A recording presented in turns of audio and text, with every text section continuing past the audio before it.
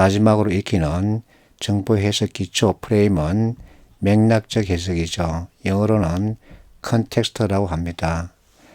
자, 텍스트가 있는데 이것은 원문 그 자체를 말하죠. 예를 들어서 뜻을 가지고 있는 행태에서 한 단위를 텍스트라고 합니다.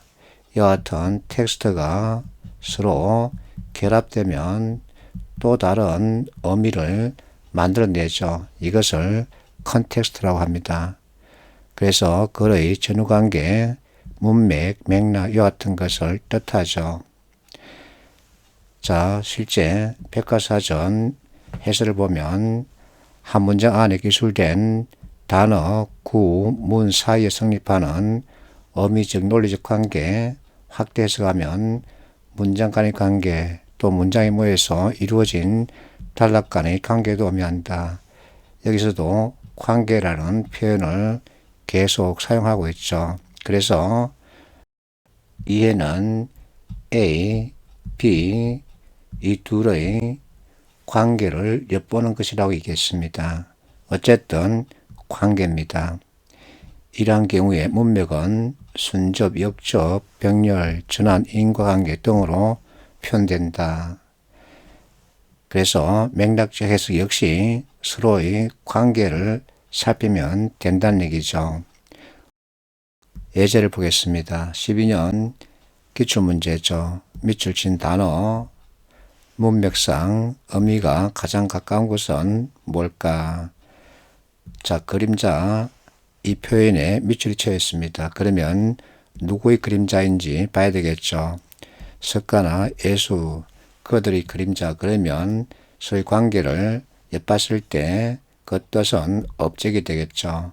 이처럼 A와 B 서로의 관계를 엿봐서 뜻을 헤아리는 것을 맥락적 해석이라고 합니다. 그런데 맥락적 해석은 행간 읽기도 포함됩니다. 다른 말로는 함의라고도 하죠. 숨어있는 뜻을 찾으라는 얘기입니다. 자, 우리가 잘 알고 있는 유레카라고 하는 이 표현의 뜻은 찾았다 또는 알았다 이와 같은 것이죠. 그러면 실제 숨어있는 뜻은 무엇일까? 이와 같은 함의를 찾기 위해서는 그 시대 당시의 배경을 서로 연결해서 관계를 엿봐야 되겠죠. 절대 왕권 시대 왕의 명을 받은 아르키메데스, 만약에 왕이 지시한 그날까지 이런 숙제를 풀지 못하면 아르키메데스의 목은 어떻게 될까? 날아가겠죠. 그래서 이와 같은 극심한 스트레스에 시달리던 아르키메데스가 목욕탕 가서 물이 흘러 넘치는 것을 보고 던진 말이 유레카죠. 실제 사전적 의미는 찾았다, 발견했다 이것인데 함이 숨어있는 뜻은 살았다는 거죠. 이것도 찾아낼 수 있어야 합니다. 119번 19년도 지방직 기출문제죠. 지문글에 대한 적절한 이해를 묻고 있습니다. 계속 이야기합니다. 이해는 A와 B 두 개의 정보 서로의 관계를 엿보는 것이죠. 지문 첫 문장 책은 벗이다. 마지막 문단 보면 독서는 삼독이라는 표현이 나옵니다.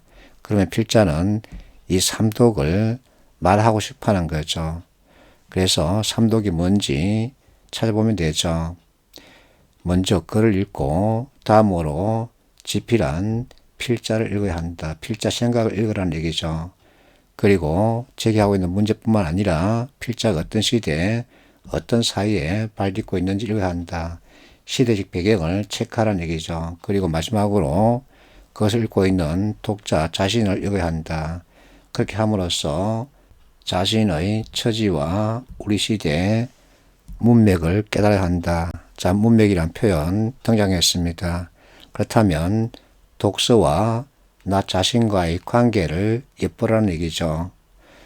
자, 이와 같은 삼독을 통해서 무엇을 깨달아야 할까? 필자가 들려주고 싶은 얘기는 고사성어 타산지석과 연결하면 되죠.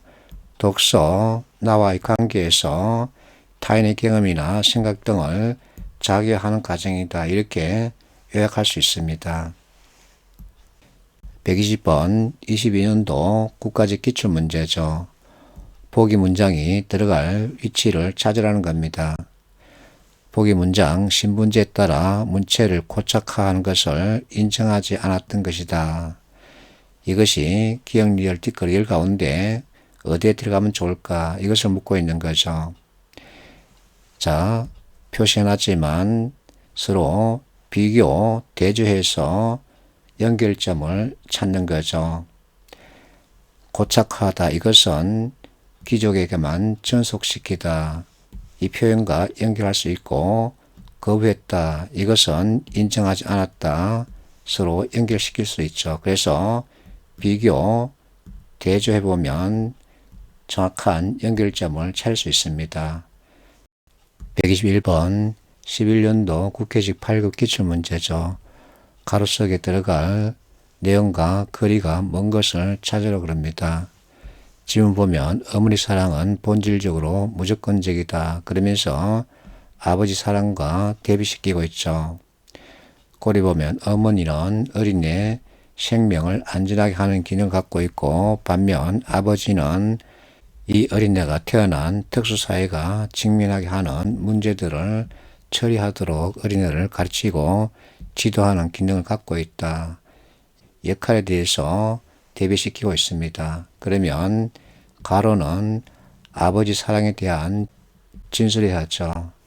선택지 5개 가운데 아버지 사랑과 관계가 없는 어머니 사랑과 관계를 가지고 있는 진술은 어느 것일까? 그래서 답은 2번이죠. 122번 19년도 서울시 기출문제죠. 가로 안에 들어갈 적당한 것을 찾으라고 합니다. 지난 여름 작가회의에 시낭송회를 한 적이 있다. 시인들만 참석하는 줄 알았더니 각계 언론들도 자기가 평소에 애석하던 시를 낭송하는 순서가 있다고 하면서 나한테도 한 편 낭송해 달라고 했다. 그러면 시 낭송에서 시를 낭송하는 대상이 나왔습니다. 시인 그리고 각계 언론하는 거죠. 내가 기획 소리를 듣게 된 것이 당혹스러웠다. 하지만 나는 하겠다고 했다. 자, 하겠다고 했다. 이것은 시 낭송 하겠다는 거죠. 그래서 의지 표현이죠. 그러나 더 중요한 것은 니은이 아니었을까. 그 무렵 나는 김용택의 그 여자네 집이라는 시에 사로잡혀 있었다. 자, 이 문장을 읽고서 나는 과연 시인에 해당될까 아니면 시인이 아닌 다른 분야 원로에 해당될까? 내가 시인이라면 나의 시를 낭송해 달라고 작가회의에서 부탁을 했겠죠. 근데 다른 시인의 시가 등장했습니다. 결국은 나는 이 시를 낭송하겠다는 의지를 내비친 거죠. 그래서 답은 1번이죠. 자, 2번 그리고 4번 기억에 들어갈 표현 보세요. 아쉬운 소리를 듣게 된 것이 당혹스러웠다. 입에 발린 소리를 듣게 된 것이 당혹스러웠다. 그러면 문맥에 맞지 않습니다. 그래서 1번과 3번 가운데 골라야 하는데 니은에 들어갈 표현이 바로 행간 읽기죠. 내가 김영택의 그 여자의 집이라는 시를 낭송하겠다고 했다는 겁니다. 이것을 읽어낼 수 있어야 되는 거죠. 123번 16년도 국회직 8급 문제였죠. 가로에 들어갈 적절한 것을 찾으라 그럽니다. 지문은 음식에 대해서 논하고 있습니다. 자, 이 문제 답만 찾는다면 10초가 걸리지 않죠. 글은 꼬리 위주로 보면 됩니다. 후루룩 거리고 청각이란 표현 서로 연결되죠. 그러면 선택지에서도 이와 같은 표현과 연결할 수 있는 어휘가 있는지 비교, 대조해 보면 되죠. 그래서 답은 4번이죠. 이렇게 키워드 추출 그리고 비교 대조 프레임으로 접근하면 쉽고 빠르고 정확한 답찾기가 가능해지는 거죠. 124번 23년도 지방직 기출문제죠. 맥락을 고려할 때 빈칸에 들어갈 말 찾으라는 겁니다. 자, 이 문제 역시 답찾기만 시도한다면 10초 걸리지 않습니다. 글 쓸 때 예상 독자 분석이 중요한 이유는 왜일까? 꼬리 보면 전달 행위라는 표현이 나옵니다. 그러면 이것을 찾아서 서로 연결하고 난 다음에 관계를 엿보면 됩니다. 자, 3장에서 의사소통을 공부하는데 말과 글 상대방에게 전달하고 상대방을 이해시키게 되죠. 그리고 난 다음에 상대방을 설득하게 됩니다. 그러면 공감대 형성됐느냐 이것을 확인하게 되죠. 이와 같은 이론적인 개념 이해가 있으면 전달, 이해 바로 짚을 수 있죠. 그래서 답을 이와 같은 지문 해석하지 않고도 3번으로 확정할 수 있죠.